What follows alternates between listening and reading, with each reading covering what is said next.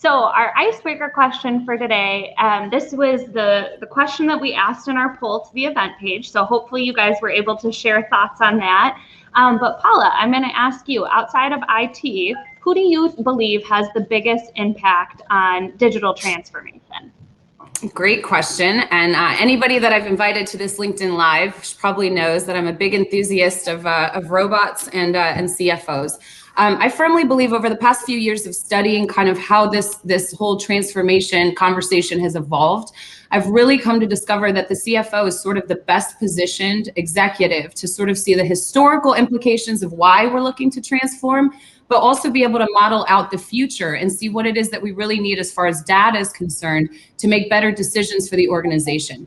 I think finance to a degree have got too much say these days. Automation started out as something that was augmenting people and helping them. And now it's become a financial equation to a certain degree. And whilst I firmly believe that a program needs to generate a return, if we focused only on the numbers, then we're in trouble. I would love if organizations listen to their customers as much as they say they listen to their customers. I think there's a lot more to be done there. So I'm not necessarily convinced that it's the customers driving change either, or digital transformation. Someone did a funny earlier on this year with a graphic and said, who is the most important? Long story short, the short version was COVID.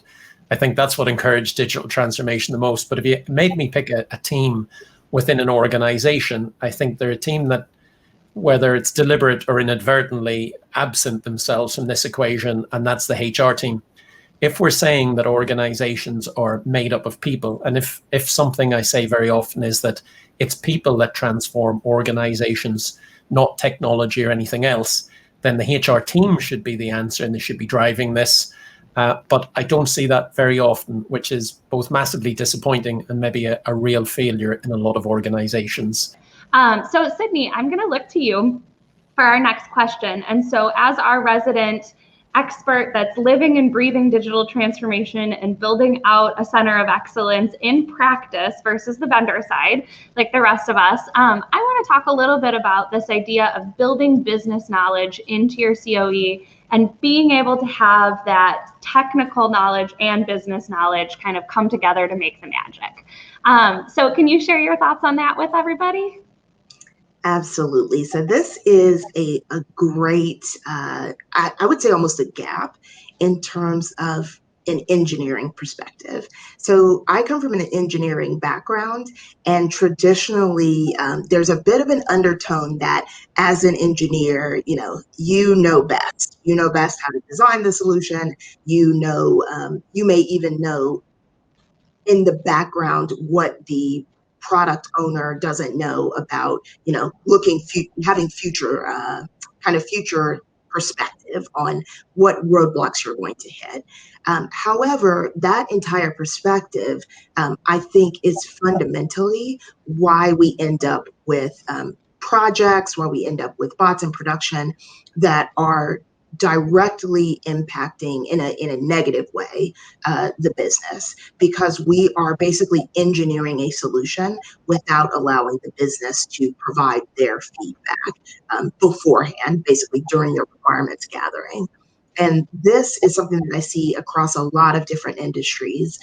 The fact that we are almost over engineering processes because we are not taking the feedback of the business seriously. And we're also not asking for that feedback early enough in the software development lifecycle. They should be hand in hand with you every single step of the way as you build out that solution for them. The biggest budget item in an organization is human capital. And I think a lot of times folks have taken this concept of digital transformation, and instead of peeling it back and looking at what it really is, which is a digital workforce, ultimately, right? The introduction of a human capital investment in the form of technology, then the wheels can start turning about the collaborators that are important. I still firmly believe, though, that the CFO is in just the best position to be able to assess, analyze, and find out where a digital workforce would actually bring value to an organization. I've done several talks where I talk about how the role of HR and CF and kind of finance need to begin to converge a little bit more because of that very reason. No longer are we talking about this as an emerging tech or as a concept in theory, it's actually in practice. And once the scaling portion of these digital transformation projects go, what you wind up seeing is that the systems that are trying to connect, again, to go back to that gold mine of data, is really sitting with HR and finance. And it's really kind of the relationship between those two and the extraction of that data that moves mountains. At the end of the day, however you want to go about, a digital transformation journey, the best use cases are typically found in accounting and finance, just because of the nature of the tasks that are performed. So if the stakeholder responsible for the business unit that you're probably going to tap into first is the finance leader, why not get him, her on board first to really assess how this program will look, not just this year for project planning, but for the next 5 years, and marry the digital transformation goals and objectives to what the overarching objectives are for the organization. For me, citizen developers are absolutely key. I suppose you can get into very defined ways of terming what a citizen developer is.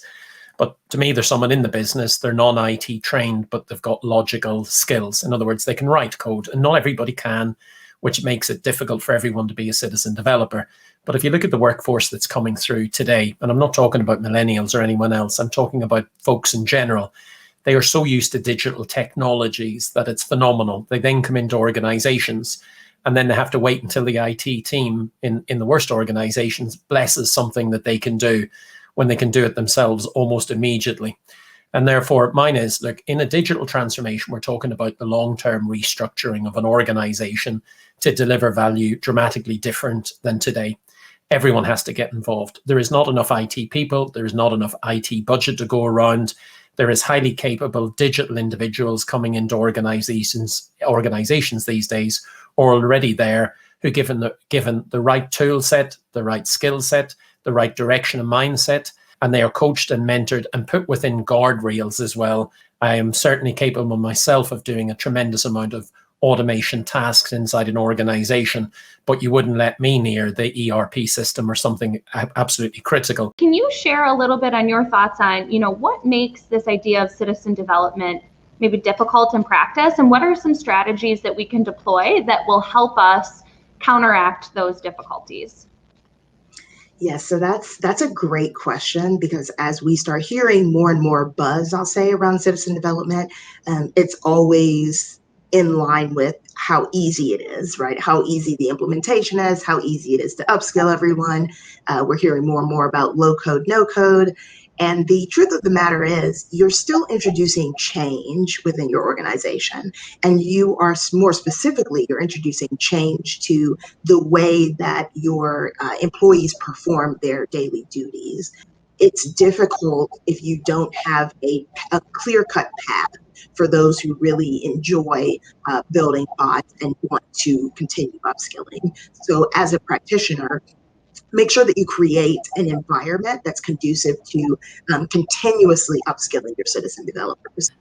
What I've seen actually, with my host of CFO networks, is that they're actually looking to hire technically savvy, mostly an RPA, kind of the citizen developer-like employee now, and not just the traditional accounting hire. So you're even seeing trends in the way that folks are hiring for their organizations mirror everything that we've been talking about today. The other thing that I'd like to point out is that I was a process analyst before I got into RPA. So my career also exemplifies the fact that as technology and innovation sort of becomes on the forefront and more prevalent to us, it's imperative to upskill. It's imperative to make yourself relevant and kind of reinvent yourself over and over again. The beauty of thinking about a digital workforce, right? And thinking about it and really the way that the platforms have done a great job of sort of simplifying these concepts for us has made it to where the business sort of has gotten behind it. And you see HR and finance collaborating on the types of hires that they're looking for. And it's not just a cut and dry abacus counter anymore, right? These guys that are coming out of college, they don't want to mess with pivot tables, right? Like they want to be able to get stuff done and get stuff done in the modern era. So, so as you're trying to solve for attrition, for example, think about how you're talking about what the conversation is at an enterprise level on digital transformation. There might be a connection between the inability to hire good, new, fresh talent and the resistance to change. And we have several clients that are looking to do just that, especially out of the finance department, kind of having these folks raise their hands and say, I kind of want to get technically savvy. I want to upskill. I want to learn this. And they add much more value, to the overarching objectives. Again, it's all about what the objectives of the enterprise are and marrying the talent back to what that objective is. And I think by upscaling, starting with finance, HR, anybody else willing to raise their hand. But I've seen a big trend in finance executives leaning in on this citizen development idea. I'm going to raise my hand as another person that didn't come from the technology background and has, over the last 5 or 6 years, built technology aptitude. I was a social studies teacher, and I was planning to hang out with middle school and high school kids all day long. And then I found out that I liked technology and I liked working with people and the people at the center of digital transformation. And if I can do it, I can promise that anybody that's joining us today can start to upskill and learn more about this industry and how you can help your organization kind of level up. Even though we all have nuances, I think the biggest component that we need to keep in mind is that clearly digital transformation has moved beyond just strictly an IT function.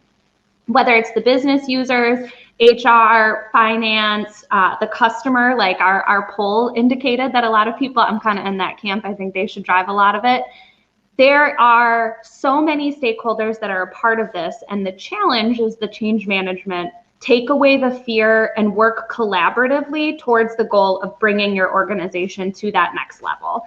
And so whether we believe that it's the CFO or the head of HR or the customer that should be leading that charge, the challenge to all of you and any company that's going through this transition is figuring out how to keep the people at the center of the technology and keep the mission, everybody aligned towards that larger mission.